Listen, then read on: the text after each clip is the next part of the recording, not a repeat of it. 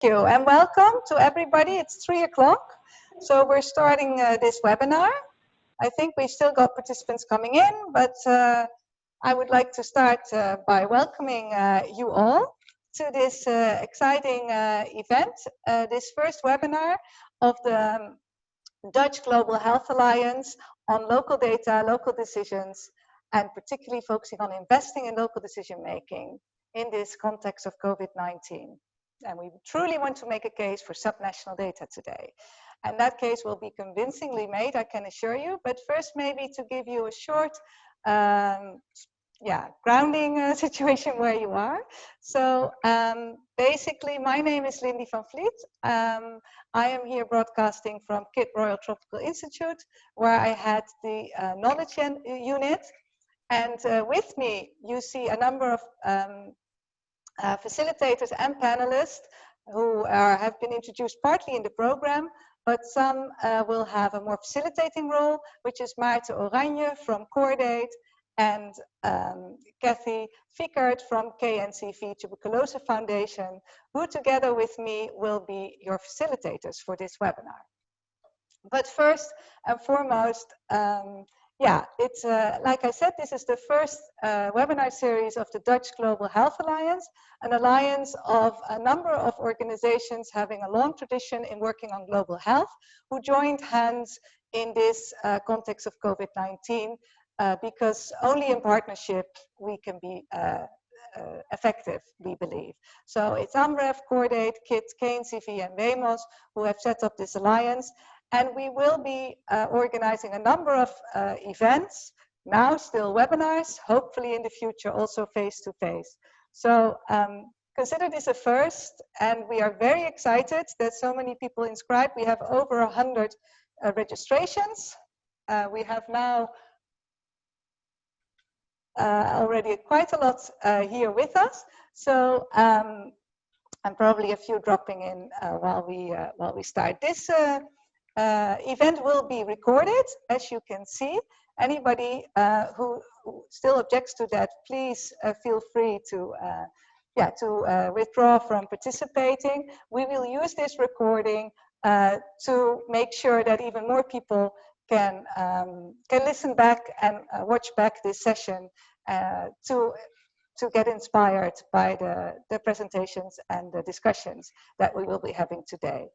We aim to be highly participatory in this webinar. That's not always easy. We all have a lot of experience by now by participating in webinars, and we'll be having 3 presentations, but also quite some time for questions and answers, which you can so we fully invite you to participate actively in this webinar. Questions can be put in the chat during the presentations, and then will be moderated by my colleagues Maarten and Kathy and myself. So, having said this, I think it's a good idea to go to the first presenter that we have with us today, which is Abdullah Latif, and he will introduce himself shortly and then start his presentation. Abdullah, over to you. Thank you very much. Hello, everyone. My name is Abdullah, and I'm Manager Data at the National TB Control Program, Pakistan. In my presentation today, I'm going to talk about the use of predictive modeling to find and treat missing TB cases. Can you go to the next slide, please? Yeah, next slide. So like all the other countries, Pakistan National TB Control Program has the goal to eliminate TB from the country by reducing mortality, morbidity, and spread of infection. Pakistan is one of the diverse country with 4 provinces and 4 regions, and they are very much densely populated with and totally different from each other. Their economies are different, their languages are different, and their demographics are different. The population of our country is around 220 million. And if you look at the TB estimates, the incidence of TB in Pakistan in 2018 was 265 per 100,000 population. And based on that incidence, we had around 562,000 cases in 2018. National TB Control Program only notified and enrolled 64% of the cases, while 60% of them were successfully treated, and 36% of them were missed. Now, 36% of missing cases are about 200,000 cases missed every year. Next slide, please. Almost after 35 years, back in 2010, we had our first prevalence survey in 2010, and it was the second largest survey at that time, with a sample size of 133,000 cases. It was the big achievement for the program, but the survey was powered to give only national estimates. And we knew that only having a national estimate is not good. We seriously need subnational estimates, but the sample size was so huge that we cannot afford to have the subnational estimates. Hence, we started to think of having, for using some techniques to find subnational estimates. Next slide.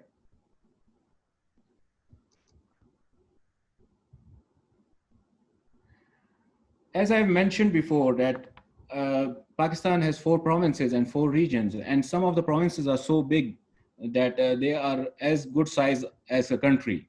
So no one size fits all.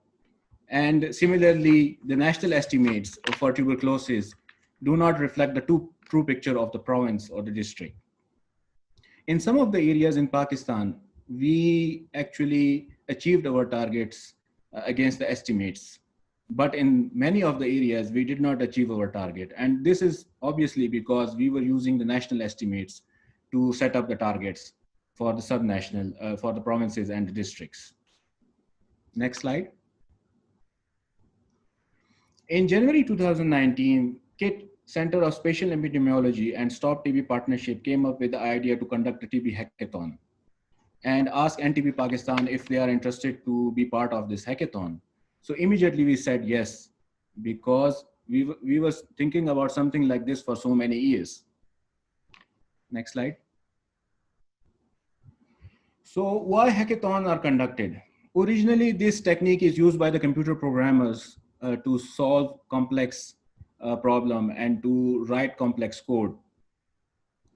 When the bright minds sit together and think of solving the same problem, they come up with different solutions and great ideas. So similar kind of approach was used by us. Next slide. For TB Hackathon Challenge, we were very much interested to have the subnational TB estimates. We have the data of so many years with us. We have the prevalence survey data, but we still have the missing cases. Next. While the TB prevalence survey we had was only the national, was giving only estimate for the national estimates, but we were lacking the subnational estimates so that we can tailor our resources and decision making at the very minor level. Next. So the question came up in our mind that can we use the TB prevalence survey data to predict subnational TB burden in Pakistan? Next. So the objective of the hackathon was to bring together a research group to collaborate on a joint modeling exercise to estimate subnational TB burden in Pakistan in 2018. NTB perspective was to get the subnational estimates so that they can tailor their program to different subnational contexts, while for the modelers, it was an attractive opportunity to test their models and methods and refine their approaches. So it was fun for all. Next. So in practical, Pakistan NTB provided them with the TB prevalence survey data and the program data of the last 10 years. This virtual hackathon was conducted and each group individual was given the 3 months time to use the data which was provided by the National TB Control Program and to estimate the subnational burden at the district level of the bacteriologically confirmed adult TB cases age above 15 years. Participants were also encouraged to use any other publicly available data that can help their model in succeeding in successful quality predictions. Next. So the data which we provided them was prevalence survey data, notification of the last 10 years, laboratory confirmation data, EQA data, treatment outcome data, HIV testing data, MDR data, and so many other data sets which are listed in this slide. Next, please. Now, we were very lucky to have 6 very well-known teams applied for participation in the hackathon. And you can clearly see their names and their affiliations: University of Sheffield, IDM, APCON, University of Milano, IHME, and EHECP France. And these all experts are well known, and they have worked on our data and participated in this hackathon. Next, please. Evaluation of their results was not an easy task. It was very challenging because there is no gold standard for district level TB prevalence. And the quality of the results is always multidimensional. However, we tried our best to evaluate them with the support of experts from WHO, KIT, and well-known epidemiologists in Pakistan. Next, please. Next. We had an evaluation grid, which we used based on validity, accuracy, and precision of the model. And we score the different outputs based on this evaluation grid. Next, please. And the winner, although selecting a winner was very difficult because all the models had very good output results. But Stewart Chang from IDM and his team was selected as a winner. They got the highest score from all our evaluators, and they used additional population estimates, cooking fuel usage estimates, and wealth quarantines from DHS, and also their model. The model which they used was binomial logistic model with random effects and Bayesian approach to model fit. So the winner was announced at the 50th Union Conference in Hyderabad last year. Next, please. And this is the photo from the Union Conference last year in Hyderabad. Next. This slide shows the model output. Out of 6 participants, 5 successfully submitted their results. And if you can see that model 1 and model 2 have some similar outputs, but the rest of them, and even all of them, have very divergent outputs. Although the models have predicted different outputs for the subnational, but yet they have wealth of information in them. And we are currently in a phase of compiling this information and going to publish this this year. Next, please. The other step of using this subnational estimate was to use this information for the in-country for TB control. And the first application was that we are planning to conduct another survey, prevalence survey, in 2021. And this time we are planning to have subnational estimate, at least provincial estimates from the prevalence survey. So with the support of WHO, we used the hackathon results to calculate the sample size of the provincial estimates. This is the one application of the results from hackathon. Next, please. Another application is the use of hackathon results for the spatial awareness into active case finding. Now, you know that active case finding is a very expensive intervention. And for years, we are conducting this intervention in the country based on hit and trial, like where we find good results, we go back and screen more people. But now we are using hackathon results to find a spatial pattern in the relevant contextual information. Next, please. We are collecting the GPS points of the TB chest camps to search for spatial pattern in the screening data, and then feeding, next please. And then feeding this information in a Bayesian machine learning model for prediction, where can we find better yields in the province and in the districts. Next.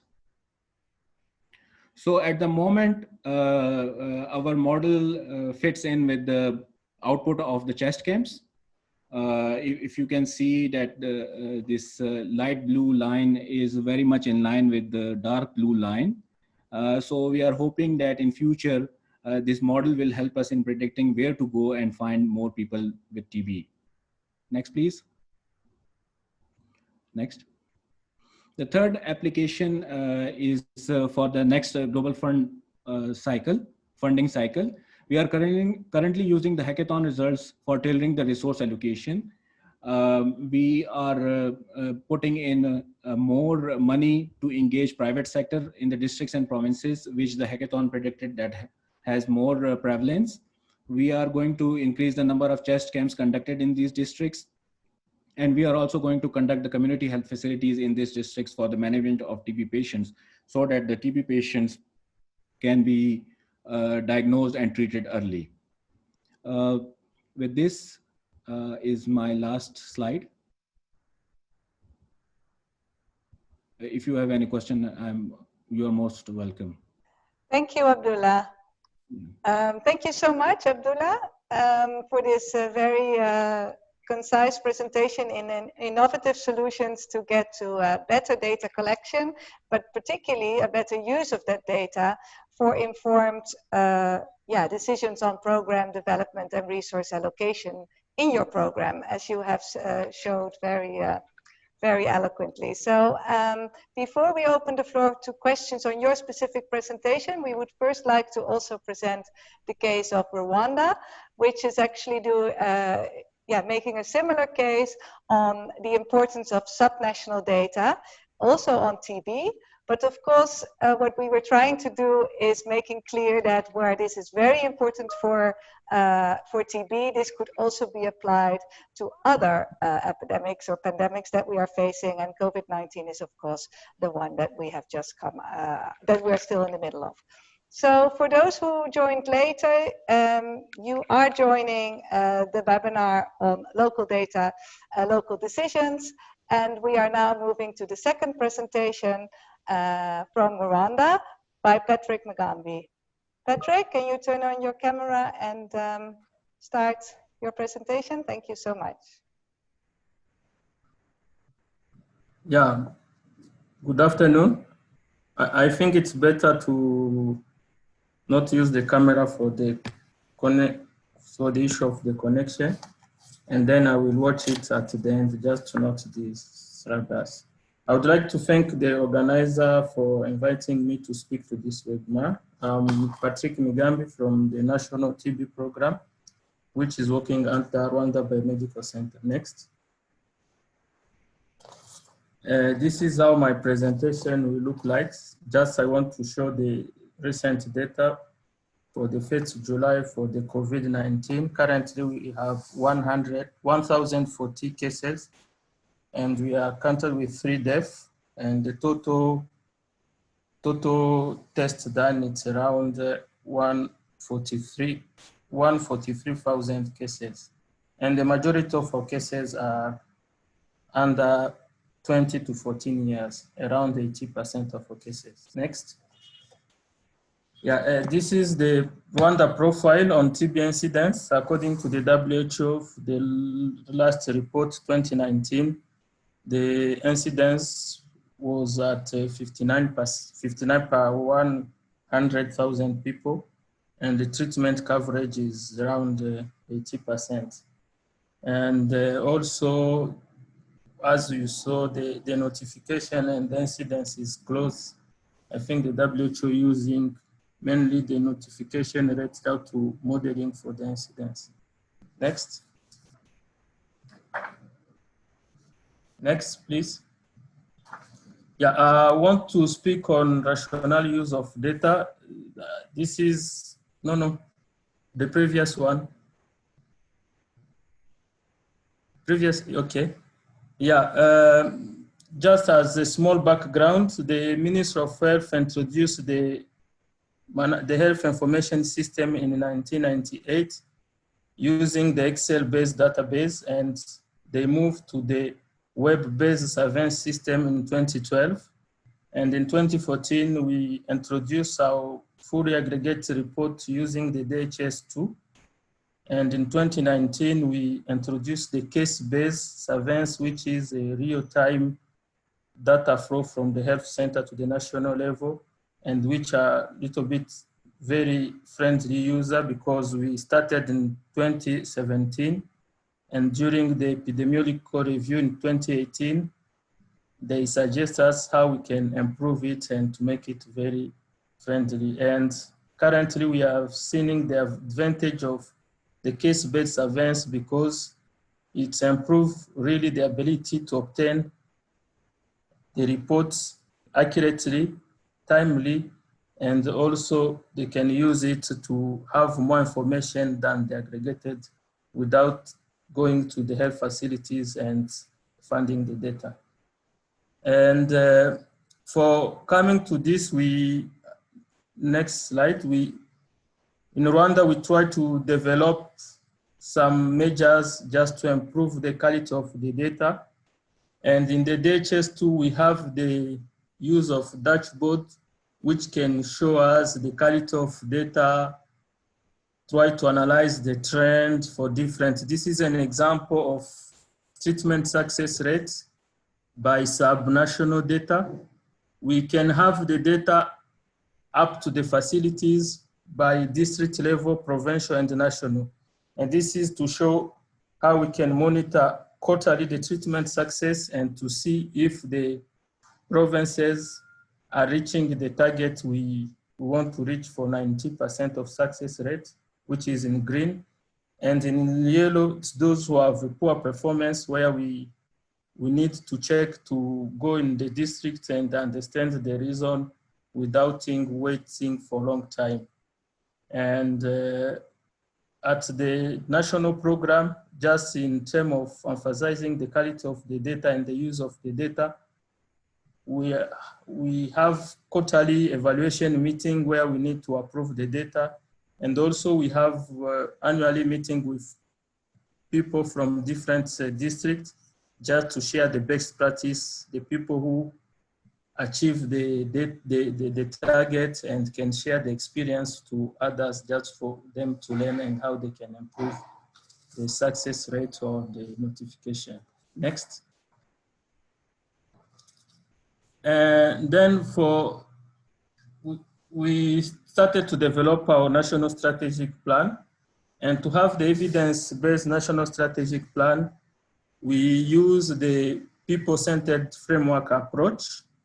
With the support from the KNCV, we were able to use this approach mainly by filling data from data consolidation and then developing the PPA.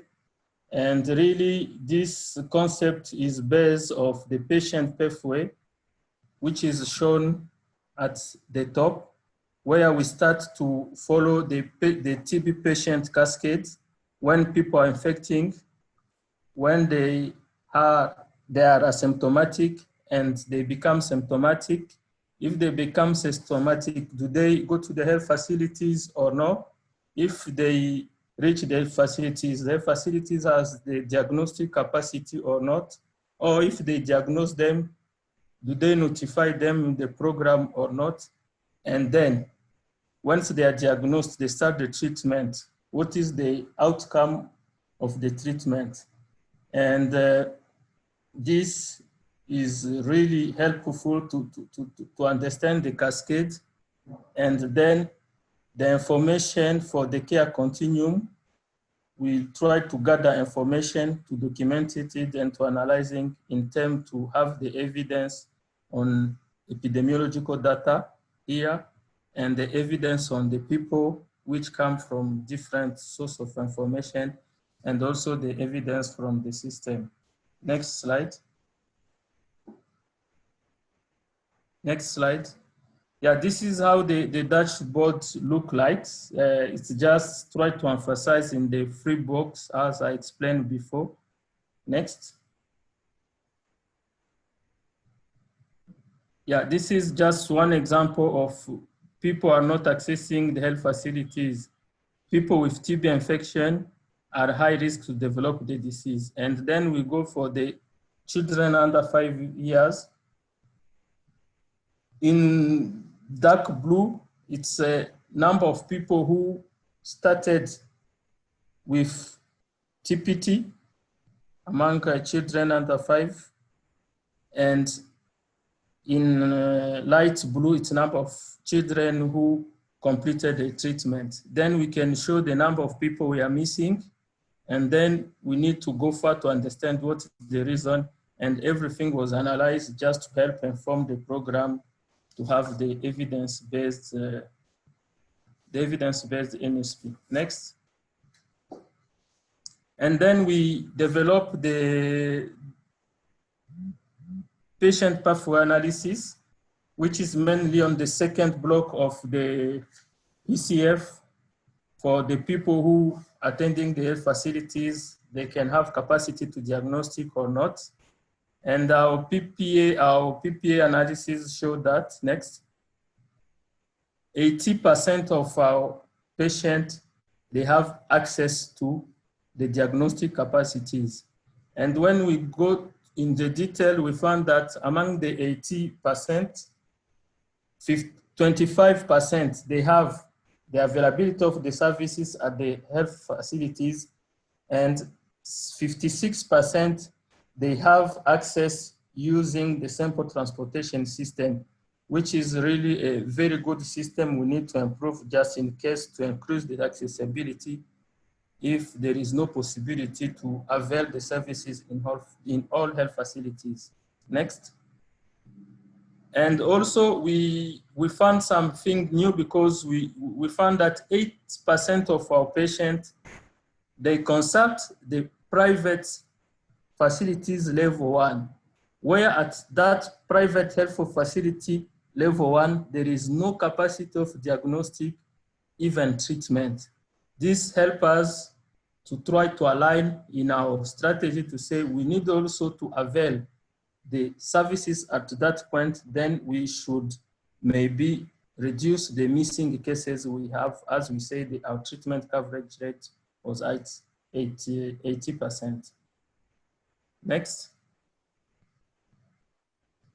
Then we try to use the time which is the TB-HIV impact modeling and estimate to estimate the impact of our intervention to see how are you going to reach the target set by the NTB strategy. And in blue, we have the scenario 2. The scenario 2, which was the very ambitious one where we say we'll provide access to molecular diagnostic tests for all people, and also using CheckSys as a screening tool. And the scenario 1, the yellow, which we say 80% can have access to the molecular diagnostic tools, and also try to cover the most people at high risk. And the scenario 0, it's where we are doing our business currently. And what we realized that, next. We realized that, yeah, in triangle, this is the end TB target. But by 2025, we realized that with the modeling we have, we are close a little bit to the end TB target. Next, and then by 2030, the target is far. I think this is highlight again the reason why we need the new tools really to reach the target of 2013 by availing new diagnostic tools, mainly also vaccine, which can help us to reach. And what we found that the data we have, the 2 scenario was closed in terms of the impact, but also in terms of the budget, it was different. For example, for the 5 years of our NSP, using the scenario 2, the budget was around $38 million, and the scenario 2, it was around 44 million. And then we agreed to use the scenario 2, which is also ambitious, but which can help us to be close to the target and to be efficient. And next. Next, please. And having all the information, we submitted our funding request, and Rwanda was eligible for the funding request for the tailored NSP. And really we appreciate because using this PCF approach, they show us the gap and provide the evidence. And in our funding request, we try really to capture what we are missing in terms of reaching the target. And another thing for Rwanda, we are using the approach where the Global Fund calls the result-based financing. That means we agree with Global Fund for the achievement of the indicator, not mainly it's the outcome indicators. So if we agree this level of the target, we'll have the 100% of our fund, and if we achieve 90%, we'll have this amount of the fund. And this really helps us also to improve. And we submitted our Global Fund funding request in end of May, and we hope that we will continue to improve. Also, we take the opportunity also to use the funding request for COVID also to try to complement what we're missing in the funding request. And really, I would like to thank my government who support us during this exercise, and also thanks the KNCV who support us during the PPA. The PPA was done remotely during the lockdown activities. We use the local data because the data have some good qualities and help people just to help us to develop the exercise. This, again, the reason why we need really to emphasize on the good data which can help us to improve the management of the program.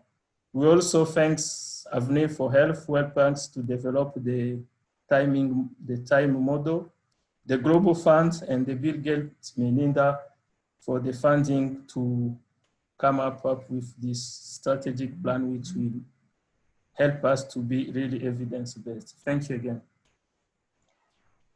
Thank you so much, Patrick, for this very clear presentation showing how far you have already come in Rwanda in really connecting data from the facility level up to the national level through investments also supported by international donors, and particularly interesting also how these results-based financing mechanisms of these international donors can sometimes support investments in local decision making.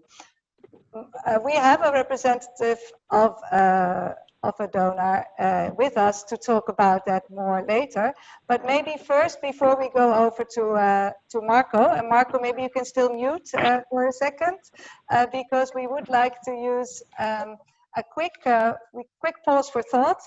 Because there was so much richness in your presentations, both Patrick and Abdullah. Maybe you can turn your camera on too to be really with us, if the Wi-Fi allows that, if the connection allows that. So we would like to give the floor already now to the audience to ask some questions for clarification on these two excellent presentations that both made a very clear case how important subnational data can be in really influencing informed decision making in TB program development, implementation in two very different but challenging contexts in light of TB. So we have Kathy with us who can also monitor the chat. So any questions you have, please indicate this by raising your hand or putting the questions in the chat so we can deal with them. And maybe to kick, oh, I see. Oh yes, we will share the presentations later after the event. Also, this event is broadcasted, Iman, for your information, so you will be able to, through our websites of the different organizations, you will be able to follow and listen back to the first presentation. Okay, but maybe while other people don't be modest, you can honestly have the floor. This is a full open webinar. But maybe Patrick and Abdullah, you can reflect a little bit on some of the challenges that you encounter to really well, both get to these, to strengthen your systems on local data surveillance and to connect them also to the more national data systems. So can you share maybe one challenge that you have encountered in the process of strengthening these more local data surveillance systems? I don't know who wants to take the floor on that question. Yes, thank you. Yes, there is many challenge. It's not by starting today and we'll reach the quality, but the challenge is we need really people who are dedicated to the data and where they can also check the accuracy of the data every day. And this needs really for the central level to be really empowered, and then for them to help to monitor the data every day. Then by monitor the data every day, we'll be able to identify some issues and also try to improve the quality at the centralized level. And also we need a system which is strong, because for us, due to the long experience of using DHS2, it was, I can say, not very difficult, because we will introduce the aggregated 2 years after the health facility starting using this, and this is very key. Just to say also, if things are really horizontalized, that means integrated at facilities, it can also help to improve the data. Thank you.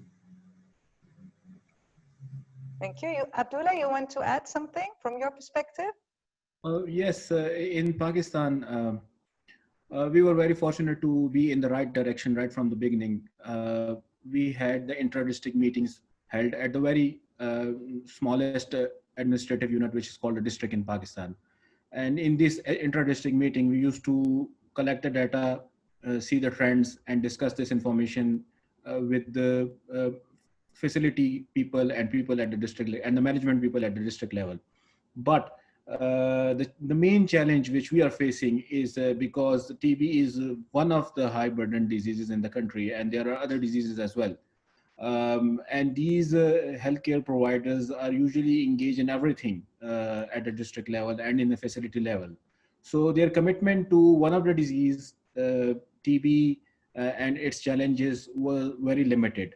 And they don't usually spend more time in looking at their data and looking at their estimates and looking at their performance and achievements and to use this information for better outcomes and to improve their outcomes. So this is one of the challenges which we are facing in the country, and we are still struggling with it. We have introduced the DHIS2 and the DHIS2 dashboard is giving them this ready-made analysis, but still their commitment and their dedication to this is very much lacking.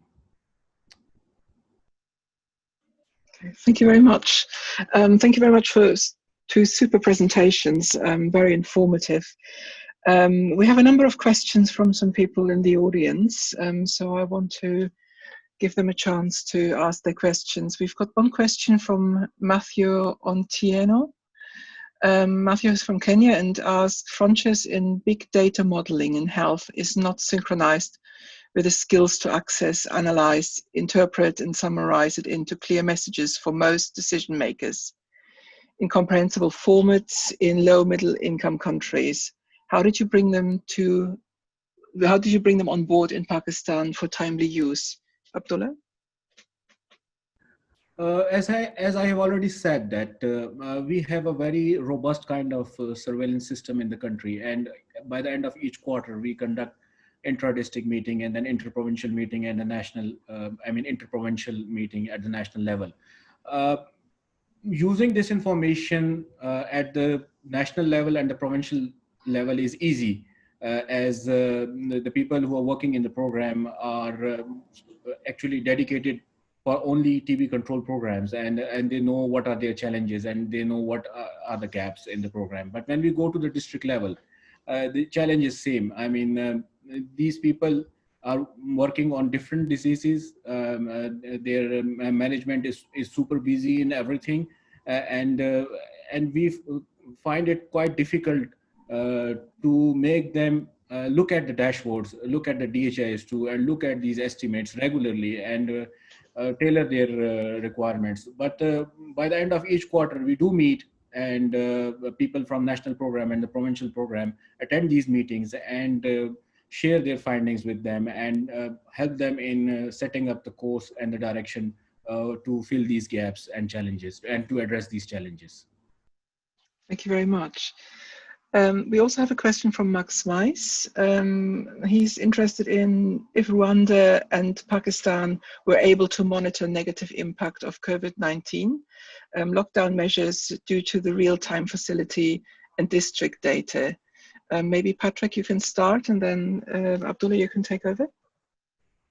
Okay, thank you. Yeah, as I said, we were able to monitor this. For example, for the first quarter from January to March, we observed that there is a decrease of 9% compared to the same quarter for the last year.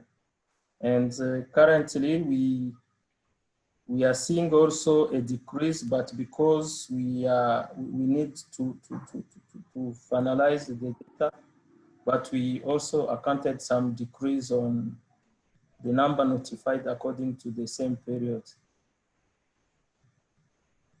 Okay, thank you. And Abdullah? Yes, you see, can you hear me? Yes.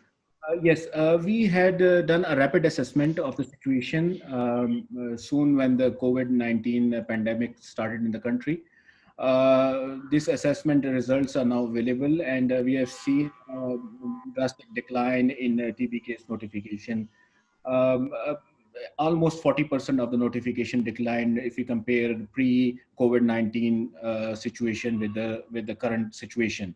But what we have done so far, we had made a contingency plan, and in that contingency plan, we tailored some of our activities, and the health facilities are not closed, the services are there, but we try to deliver the medicine to the patient doorsteps.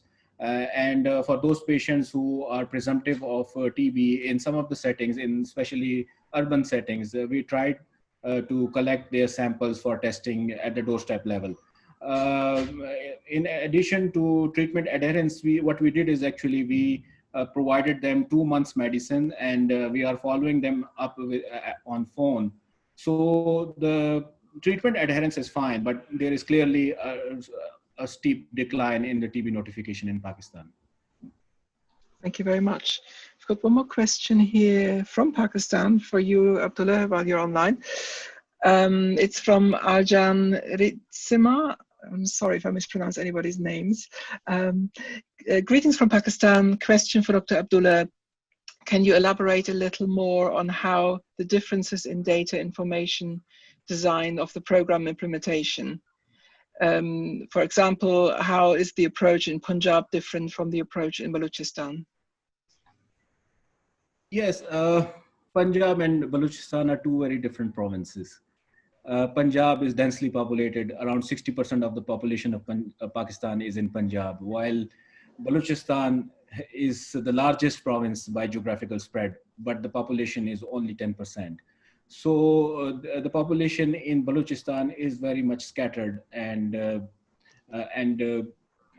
it's very difficult to for patient to reach the health facilities in Balochistan. But in Punjab, the Human Development Index is good. The access to the healthcare facility is good, and people who have symptoms of TB, they can very easily access these health facilities and get diagnosed and treated. While in Balochistan, that is not the case. In Balochistan, the distances are so huge, sometimes 600 and 700 kilometers, that the patient, those who cannot afford to travel, they don't go out and seek the medical care. So the implementation and programmatic interventions are different for Punjab and Balochistan. Balochistan need more remote access to healthcare facilities, while Punjab need more awareness and screening people to find all the missing cases in Punjab. So the geographical areas and demographics and human development is different in Balochistan and Punjab, and so the implementation is also different. Thank you very much. So how has the whole availability of more subnational data really impacted your programs, would you say? I mean, has it made your life a bit more complicated because there's more data, but also easier to just plan because you can be more strategic? I mean, I was fascinated how both of you have said how it has helped you to tailor your approaches in your current applications. Yeah. You see, I mean, if we look at the estimate for TB incidence in Pakistan, it is around 265 per 100,000 population. And this is for Punjab, Sindh, KP, and Balochistan. While the Balochistan population is very limited, very scattered. And the same estimates are applied on Balochistan, and we expect that more cases are there in Balochistan. Well, in reality, there are no more cases in Balochistan, but there are more cases in other areas. Now, if we expect that Balochistan will give 265 per 100,000 cases as compared to Punjab, this is not correct. Now, using the hackathon results, we have seen that Balochistan has much lower prevalence than compared to Punjab and Sindh.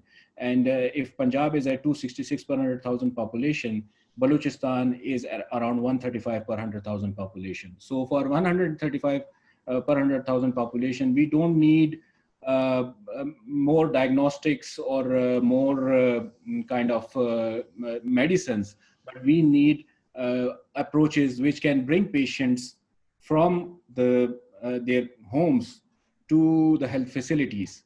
And we have done this in our national strategic plan, which we programmed this year in January, and now we are planning the same in the next funding cycle to incentivize moving the patients from their communities to the health facilities to get diagnosed and treated. Thank you very much. Patrick, do you want to say something to that as well? Hello? Hello? Yes. Hello? Yes, hello, speak. We can hear you. Yeah, can remind me the question? It's just the impact of having access to more subnational data on your program. Does it make it easier? Does it make it harder? Just a quick feedback on that. Yeah, the impact of having the subnational data, because when we try to analyze at national level, we can see the improvement, but going by subnational data, we found that there is something we can even understand better. One example can say, we went for the diagnostic for children under 5 years. Countrywide, we see the improvement. Then when we go by provincial level, and we found that there is one province which accounted 1/4 of our cases have less proportion. And then we need to understand, because by using at national level, we may lose this kind of information. And then by going at sub-national level, we try to understand better and also to improve the management, also the quality of data. Thank you. Thank you very much. If there is any more questions, we just want to go on in the program now, but there is still room for more discussion later on. So please carry on. Oh, sorry. Kathy, I think Kahina Swami raised her hand, so she didn't put a question in the chat. I didn't see that. But Okay. she raised her hand. That's fine. We divide tasks among us. So Kahina, we'll give you the floor to ask your question.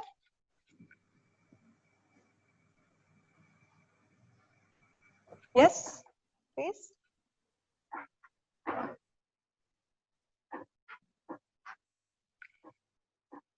Kahina, are you with us? Yes. Yes, please. You have the floor. Oh, sorry. It's just a mistake of mine. Sorry. Okay, no worries.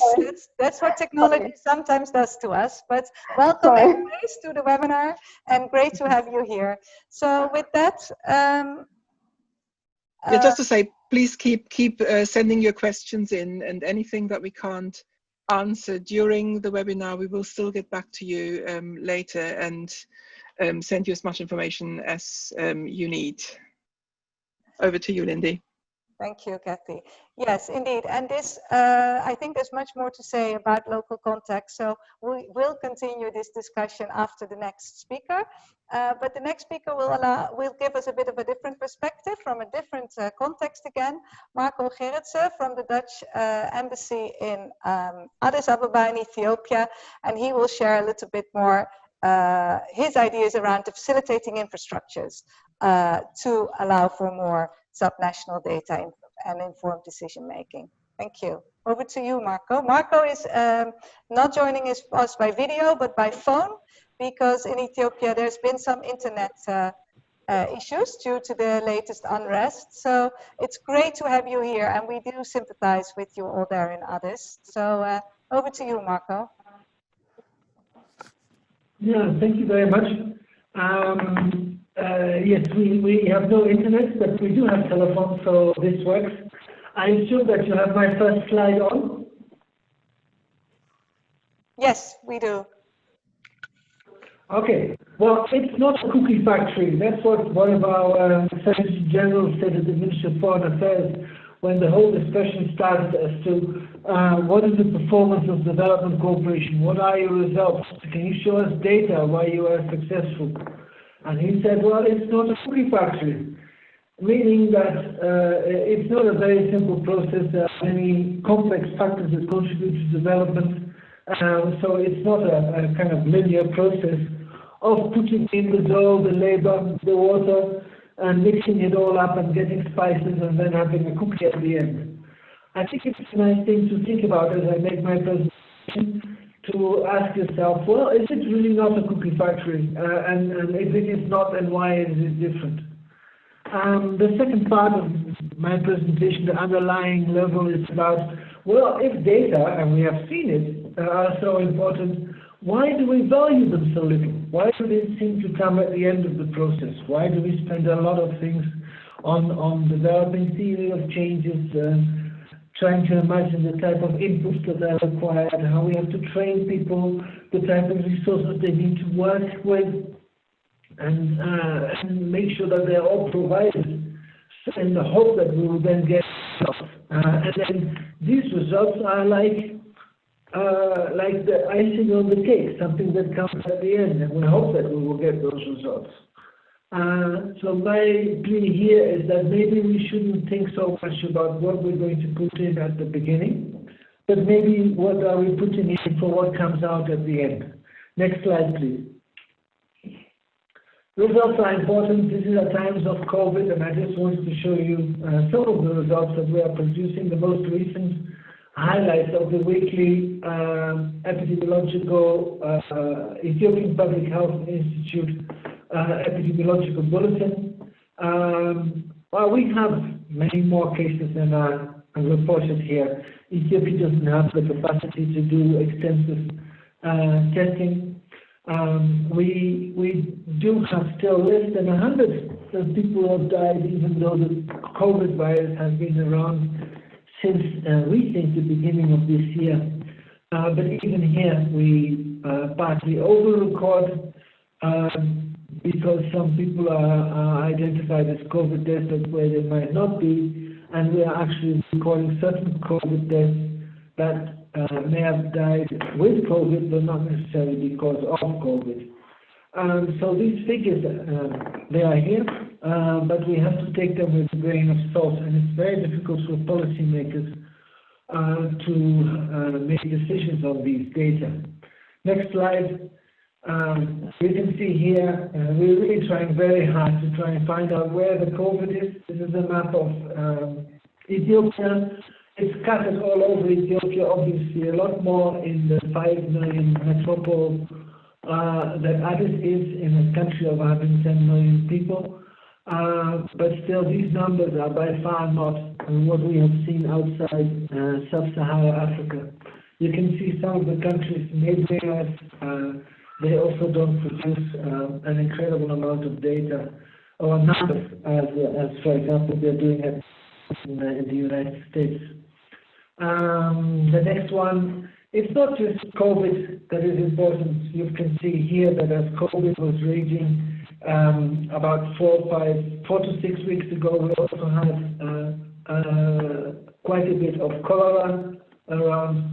I'm just showing the slide that other people outside Ethiopia, outside Sub-Saharan Africa, they often forget how many other epidemiological challenges countries like Ethiopia have. I'm showing you the next slide, please. This is just a list of some of these challenges. You can see dysentery, typhoid fever, epidemic, typhus. We can have serious acute malnutrition, as a picture, I have added the locusts that are also traveling from Yemen through Eastern Africa that produce their own very serious challenges for food and nutrition security. This is to show that it's one of the many challenges, and some people may even say that COVID as a virus may not be the biggest challenge, but as the pressure on economic costs may be much higher. Can we have the next slide, please? If we have these type of challenges, then I think I'd like to highlight some of the very important characteristics, competencies that a healthcare system and any other system in a country like Ethiopia may need. So the core systemic competencies, I think we do require resilience. Resilience by being agile and resourceful. I'm showing you the picture on the side. This is from Burundi. Eric Slingerland on WhatsApp shared it with me. And you can see how people in Burundi have started making face masks from local materials. Yes, agility and resourcefulness. There are other important competencies, but I would like to highlight these because Africa, but Ethiopia in particular, are having few and very fragmented resources. Ethiopia has about 30 euros per head of the population per year that goes towards expenditures for health. And 1/3 of these $10 per capita are coming from people's out-of-pocket expenditures, buying paracetamol at pharmacy, paying fees for private services. There's $10 euros coming from government. Most of it is already predestined towards paying salaries, paying all other fixed costs that the system has. And then we have the donors, like myself, who are contributing the other 1/3, 10 euros per capita. And many of these are not using national systems to do so and are very much out of the control of government. So they are not the flexible funds that many managers would like to have.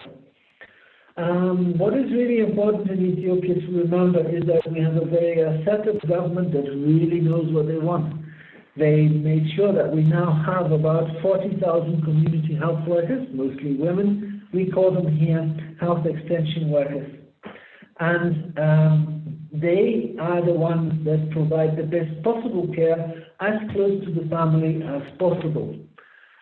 That is where the action takes place, local action, where the community health workers are, and where local data are being produced.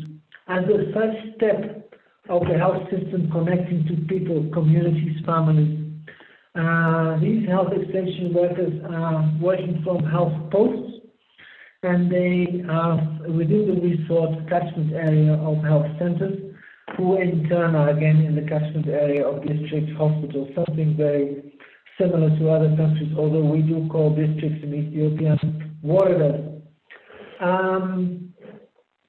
These are the ones that, even though this country has enormous needs, there has been this remarkable performance. They have achieved most of the health MDGs that went from 1990 to 2015. For under 5 mortality, for maternal mortality, for new HIV infections, for malaria-related deaths, and also in the field of the previous speakers, mortality due to tuberculosis. So Ethiopia has done remarkably well, given the few fragmented resources, the enormous needs, still this remarkable performance. Now, my fear is that we focus on what happens locally and why local data are so important. So if we go to these health posts, to these health centers, to these district hospitals, many of the teams working there are not the ones that are actually using the data. Many systems are still very much, let's say, bottom-up in the sense that the data are going from the bottom to the top in order to satisfy the needs of those funding the system towards getting data. And not necessarily the needs of the managers at these health posts, health centers, and district hospitals. So I really think we should help these teams to keep their eyes on the ball. And what is the ball? The ball is their performance. The quantity of services they provide, the quality of the services they provide. And what is it they need for that? Well, they need skills. They need resources. Obviously, they need an environment in which they can produce these services. And then we should realize that many of them they've been trained as health workers, but they haven't necessarily trained as managers. So for them to improve their performance, they need guidance, they need support, and also they need those resources. And I think that is what we do with when we provide performance-based support at this level. So we ask them, what is the type of performance you want to produce? How do you want to improve your performance over the next 3 months? You have a plan for that. And subsequently, we allow a payment for each and every service that is being reported within a small margin of error correctly to independent verifiers, who are also the ones who help these teams to better manage, better perform within their health facility. The reward they are getting is used mainly to provide the resources in order to be able to improve on your performance. So you can build a fence around your health center. You can actually paint your health center, anything to improve the performance. The decision is at that level with those people. They themselves can also allocate part of this reward, this bonus, towards their own benefit, individual benefit, that they will decide as a management team how it's going to be used in these respective teams. It is clear that this is not a magic bullet, because if you do not pay properly, you do not price these separate services well, then you're going to get perverse effects. For example, if we were to pay policemen for parking tickets, then we'll get a lot of parking tickets and probably less burglaries if we didn't pay them that much for preventing these burglaries. So this requires a lot of knowledge, a lot of skill, a lot of experience and expertise, what happens in these systems and how you can correct it. That means you really also, from a program point of view, have your eyes on the ball to make sure that you are not contributing to perverse effects. At the same time, it's not as if you don't need money up front. I mean, if a health center doesn't have electricity, doesn't have water, has very poor access roads or poorly trained people, you will still have a problem. So we do need to also invest in capacity building.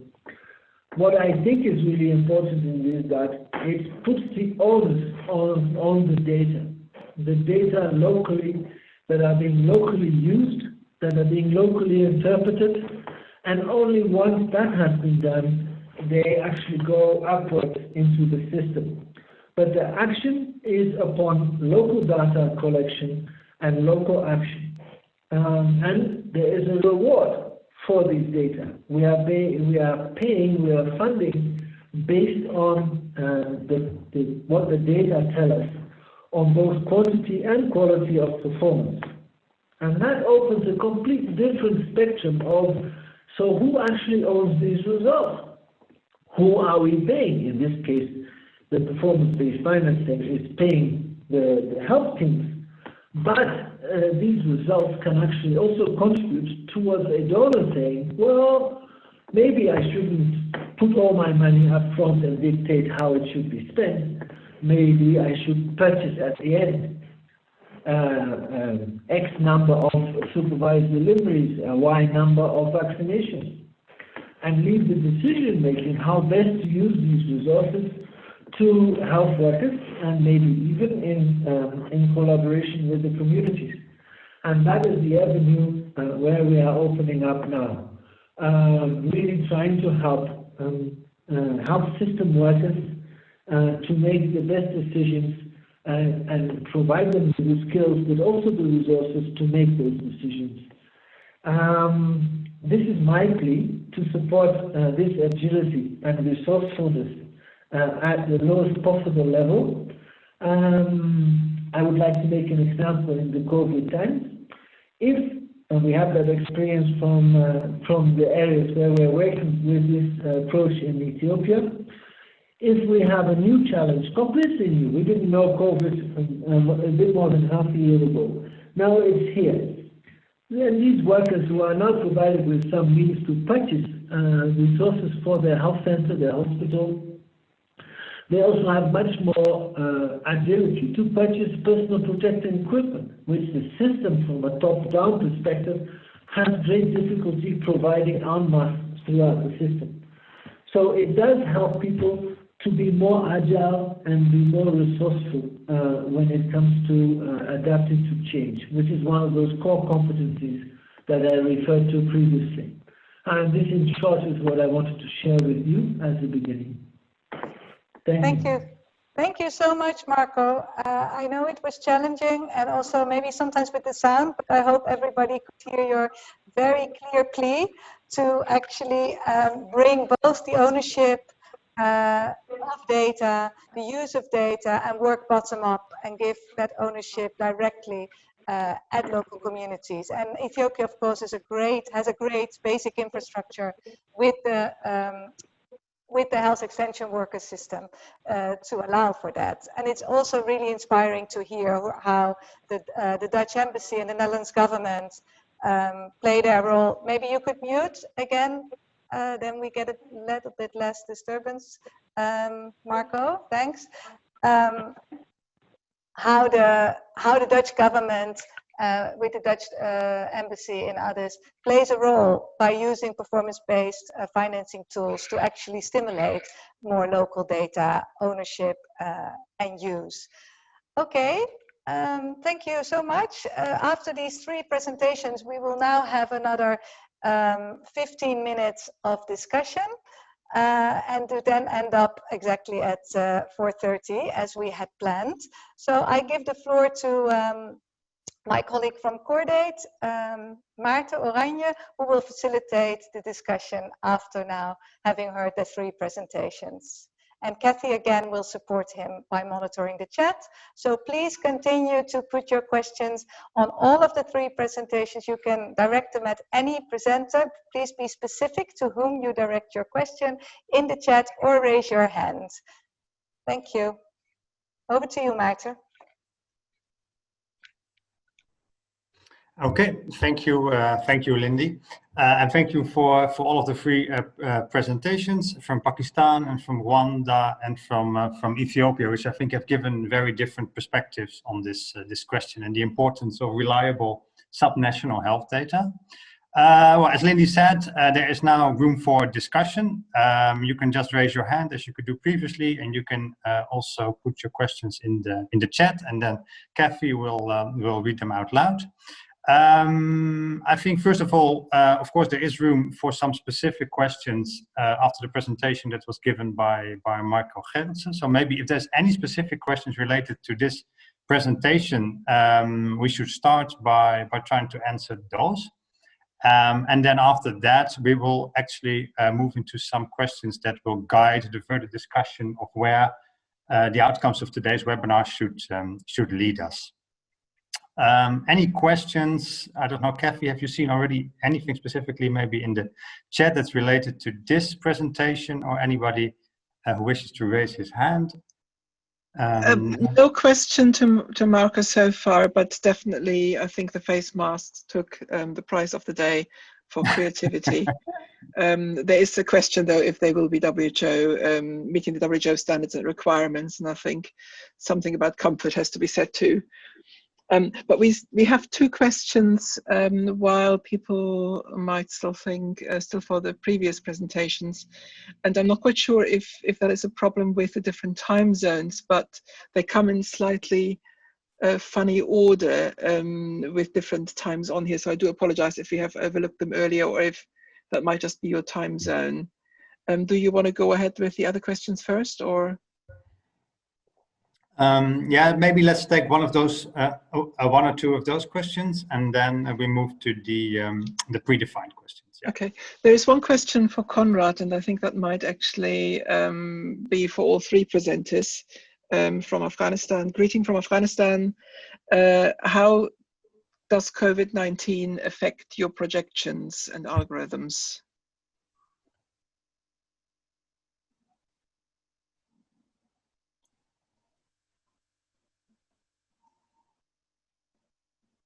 Anybody? It's a hard one.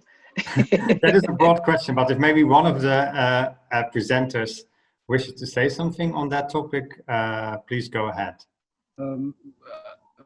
Abdullah, I'm from Pakistan, will try to answer the question. Okay. As I have mentioned before that we did a rapid assessment, and I've seen a decline in case notification. It's too early to see whether we will be able to achieve our targets because only this pandemic started in March 2020 in Pakistan, and it's only 3 months now, 4 months now. But there is decline in TB notification, and we are seeing that less number of people are coming up with as a presumptive TB cases to the hospitals. Maybe they are afraid of COVID, getting infection, or we don't know the reasons. We are investigating the reasons and looking forward to see what is the factors behind this. The health services in the country are open. Not a single facility was shut down because of COVID-19 situation, but definitely they are taking some precautionary measures. Thank you very much. Yeah, and I think people are still trying to figure out worldwide how to really adjust the algorithms and projections of what that means in the long run.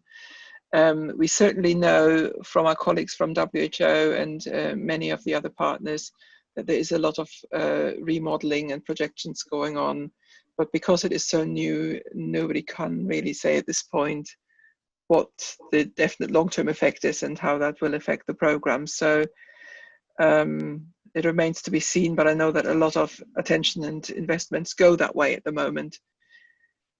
We've got a question from Beryl Treutmann, or a number of questions. One is for, sorry, I'm now on two screens here, which is a little bit difficult.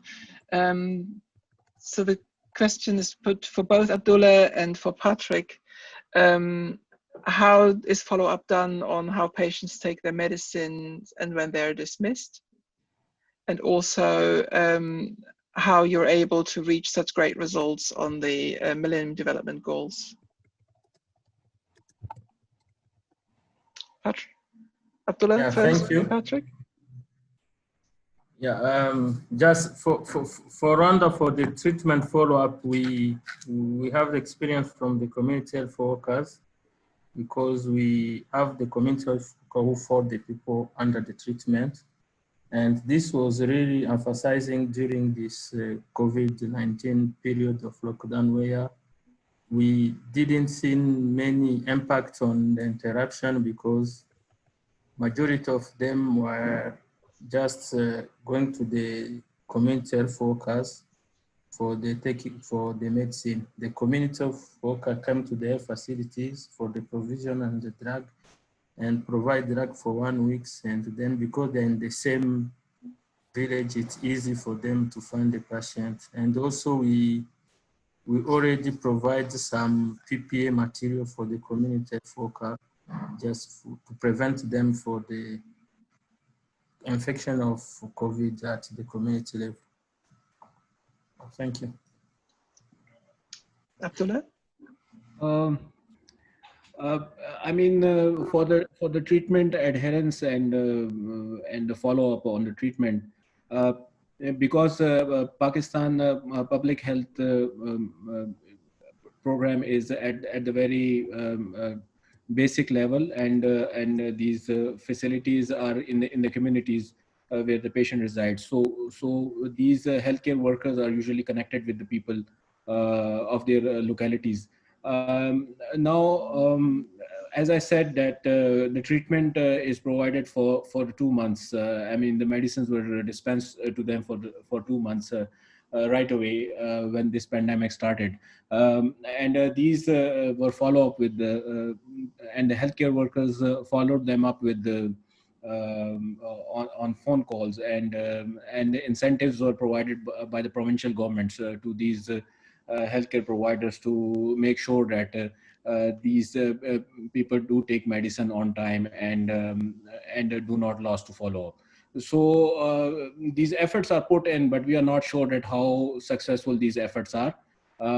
Like I said, it's too early to say that these efforts were successful.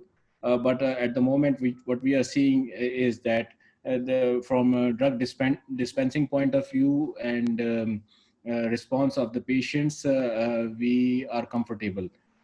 We have not seen any rejection to the treatment or loss to follow up at the moment.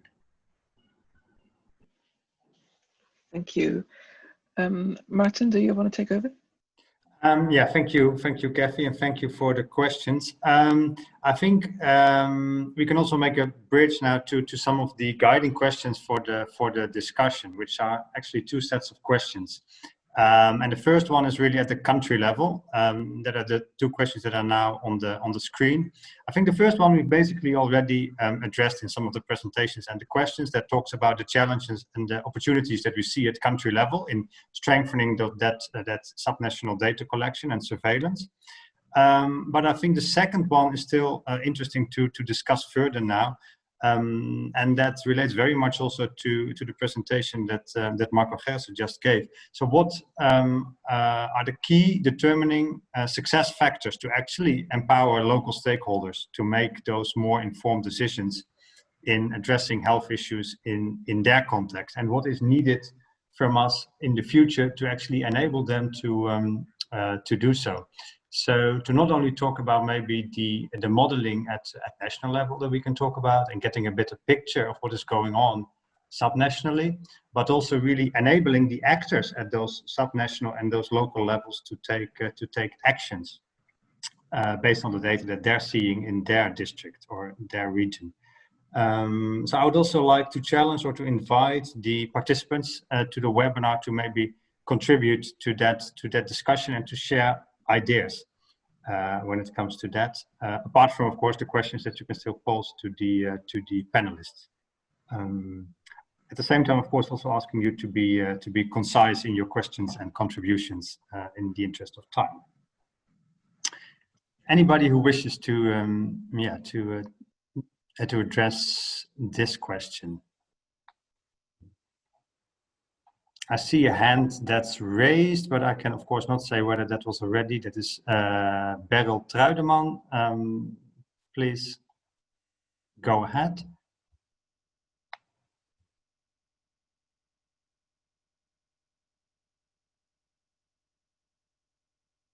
Can either Beryl we need to unmute her first. herself, or can someone help me to unmute Beryl Truideman, who wishes to? I don't think I can do that. No, Beryl has to mute herself. Beryl, do you still want to ask your question, or was your hand raised a little accident, just like it was with our previous hand raiser? Okay. Let us continue.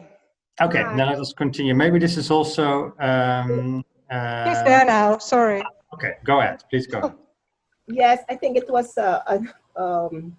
my hand just slipped, but I wanted to ask, are you still, how did you reach such great results with the MDGs in Ethiopia?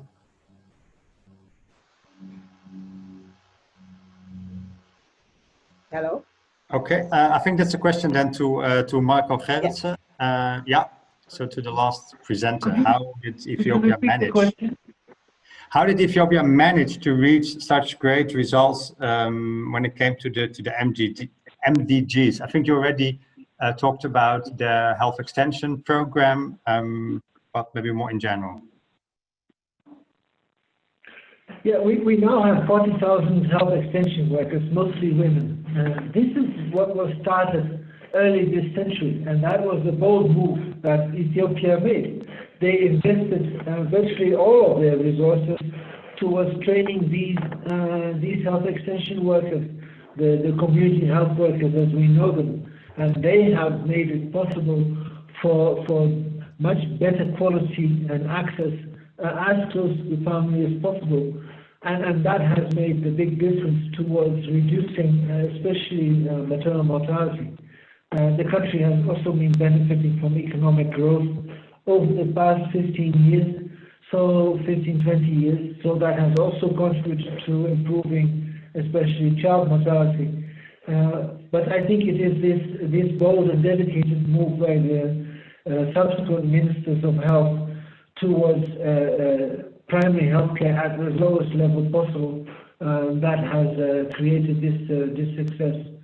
But we should realize that these are the lower-hanging fruits. This is what we can achieve with these measures. And theoretically, we knew about them ever since Alma Ata, but Ethiopia did it. Now the challenge is how are we going to do towards the SDGs? Because the fruit that we want to collect now are hanging a lot higher. Thank you. Okay, thank you. Then I think also following up on this, because you are talking, Marco, you're talking about the low-hanging fruit, and of course there's still a lot of work to be done when it comes to really strengthening the local structures in starting to make decisions also based on those data.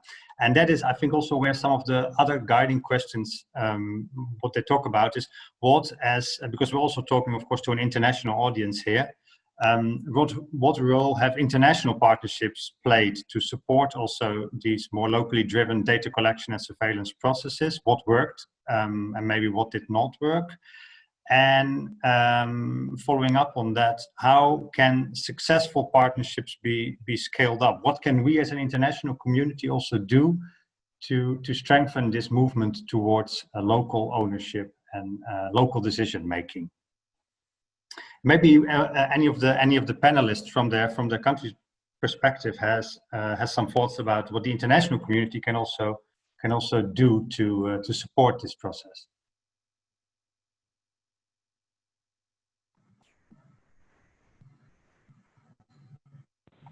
Yes. Okay, Patrick.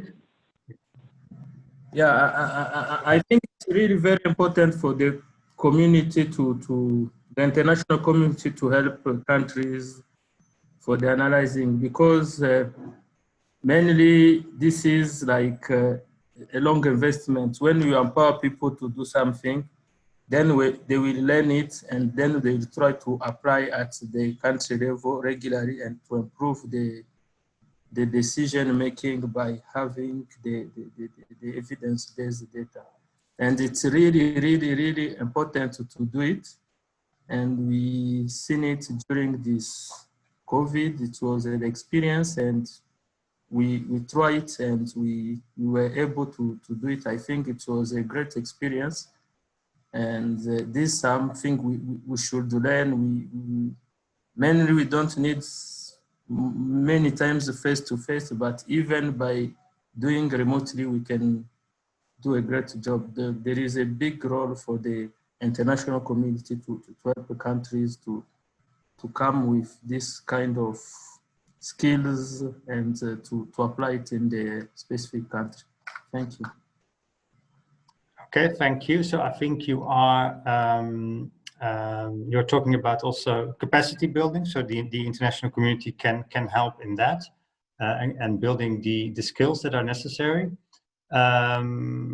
I think there's also a comment that I'm now seeing in the chat, which talks about, okay, the international community should also be concerned about the sustainability of projects.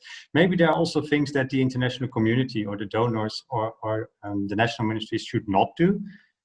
Any other thoughts from the panelists? I would like to share my thoughts. Pakistan was very much supported by international community, and especially when we were analyzing our subnational data. The KIT team basically provided us a platform to conduct this hackathon, and these participants. And this opportunity was created by the international community, and it was partnered by WHO and other partners. So forums like these can really help the country in future also. This hackathon was just one step. The next step is getting its result validated and published. And then if we are going for the prevalence survey again, that is a great opportunity, a great learning opportunity to compare the results of hackathon with the real prevalence survey and see how modeling is can be used in future, because prevalence survey cannot be done again and again. So for us, the international community has always played a very good role, and we are looking forward to have this role continued. And keeping in mind that there was no resources used for this. Some activities can be done without any resource, any financial resource. So activities like these, we are very much looking forward to international stakeholders and partners in helping us out in this. Okay, thank you, Abdullah. Marco, you still want to say something on this question? And then I think we'll move to the last question.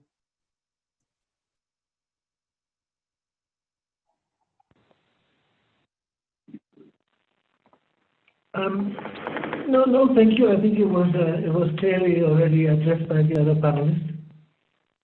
Okay, thank you. Then we will move to the last question, and that is Matthews Ocheno from Kenya, who raised his hand. So if we can give him the floor, and then you will still have to unmute yourself, and then you can ask your question. Can you hear me? Yes, we can hear you. Mine is just a comment. As we look at partnerships from other stakeholders and donors, we should also remember that the community is also a very active participant. We have all learned from the COVID-19, and you've seen how the community has taken an active role and action in terms of individual and community health. Also, we have all seen the innovations from Ethiopia on the face masks. And we can remember that even the data now is actively being used, because now the community can be able to get the COVID-19 data on the mobile phones, and they're active. People are looking to see how the trends are moving, and they're taking action. So when we move forward, we should also remember that in these partnerships, we also include the community. We see at avenues in which we can include the communities better. Yes. So that's my contribution. Okay, thank you. I think that is a very important contribution to end with. Okay, thank you very much all for your contributions and your questions. Then I will hand over back to Lindy for the conclusion. Yes, thank you so much, Maarten, Kathy, and all participants for your active participation. I know there's many more questions maybe, but please know that we will follow up later after having studied the chat. Now we would just end with a quick poll, because as I have explained in the beginning, this is for us the beginning of a series, also particularly on local data and local decision making. And we want to know whether you would be engaged more. So please, could you take some time to quickly fill in the poll that is now launched? Do you all see it? I hope you do. I can. So Very good. Let me see how many people have been voting. I can monitor only 3, so use your voting power. Feel empowered to raise your voice. This is very good for us to know how we want to take this initiative further. Because in the end, we would love to form some more meaningful partnerships, locally driven and internationally supported. And we would love to engage with you on this. Okay.